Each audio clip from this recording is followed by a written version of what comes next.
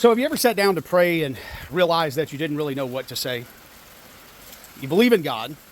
You want to draw near to him, but you know what you should pray about. But when the moment comes, your mind actually just goes blank. It happens to me all the time. Maybe it's your heart is carrying things that, you don't even know how to put into words. The Psalms were given to us for exactly that reason. And I'm learning about this, so I wanted to share this with you guys. The Psalms is not merely songs for, some ancient people a long time ago in Israel. They are inspired prayers. God gave us, he gave it to us so that we could learn how to speak back to him, right? And I think they teach us how to approach God in every season that you possibly could think of. So when you're strong, when you're weak, when you're joyful, when you're confused, when you're victorious, when you're broken, when you're faithful, when you're struggling, when you're angry, when you're happy. So the Psalms really reveal that the Christian life moves through all the seasons, right? Over and over again. You've got orientation, disorientation, and reorientation, right? So orientation is when life seems to make sense. Everything's moving good.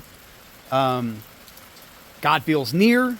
His blessings are out there. You're just like, oh yeah, that's a blessing. That's a blessing. That's a blessing.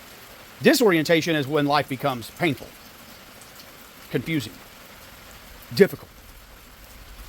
Questions definitely come out then, right? Prayers seem unanswered.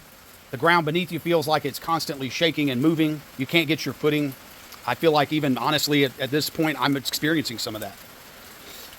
Then comes reorientation, right? That's when God restores our perspective, when he reveals his faithfulness to us, and that he reminds us that he's still working even when we couldn't see it, when we feel like he's not doing anything, right? So these aren't just stages in the Psalms. These are stages in our lives, right? So I'm just learning this. I'm excited to learn it. I'm excited to share it. I feel like that's also why I'm being, maybe if you could test it, if you will, right? So what really makes Psalms even more powerful is that Jesus himself prayed them. So when he suffered, he turned to the Psalms. While he was hanging on the cross, he cried out words from Psalm 22.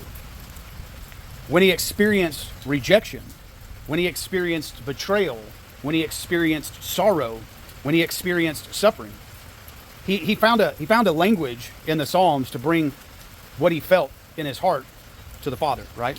So Jesus wasn't really pretending to be strong. He honestly was pouring out all of his pain inside to God, and all of his confusion and all of the grief and anguish before his Father. Like you'd have to imagine like how much of that stuff was he truly going to know that all these people are turning their back on you and you are the Son of God. I mean, you've done all these things and they're watching it with their own two eyes and still turning their back. Yet through it all, he still was faithful, right? That's why that should just blow our mind that through all of that, when we crack, when we crumble, when we get angry, when we shout out to God, like what's going on, and just, he just stayed the course. So that should encourage us, right, as every believer. And again, this is something we learn and we have to get into play. And I think what part of the problem is we don't achieve that objective immediately, and then we get frustrated. This is just not worth it, right?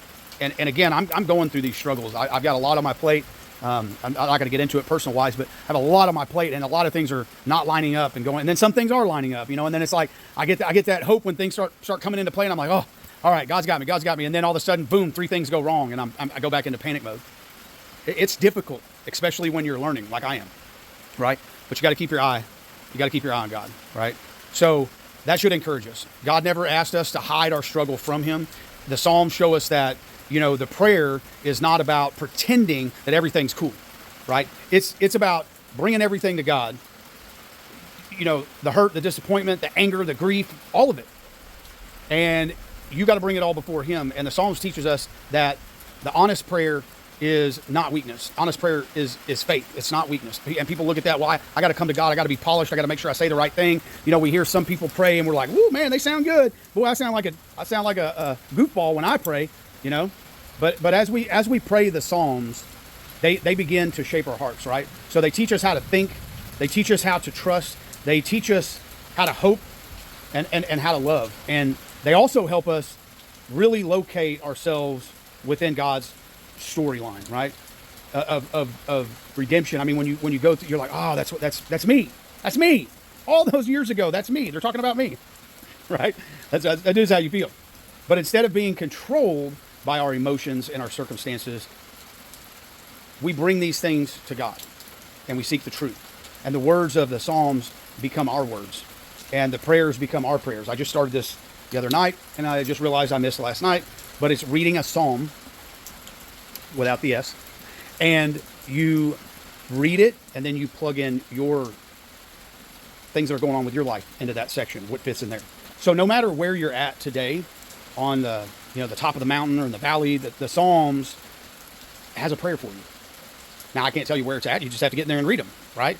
But if you're rejoicing, there's a psalm for that. If you're sad, if you're angry, if you're mad, if you're happy, if you're everything's going great, whatever, there's a psalm for that too.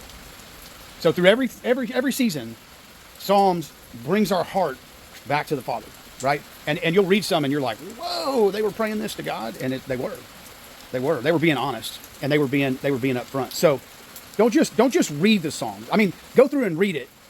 I think that might be easier as just go through and read it one time and get a foreknowledge of it a little bit, and then you go back and you read, because I've read Psalms, I think most of it, or if not all of it, and then now I'm going back and, like I said, I'm taking a line and then I'm plugging in my experience for that, right?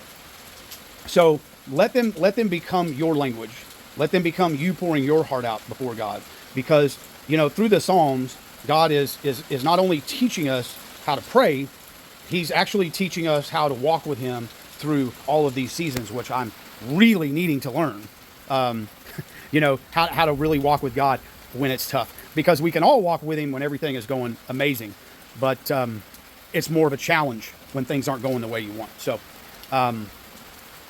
just wanted to share that with you guys. I'm reading a book about praying and really trying to understand, because that part of our Christian walk, the praying, is our time with God, and it's probably, again, I'm still baby Christian, so, but I feel like that's probably the most important thing in our Christian walk, is our prayer with God.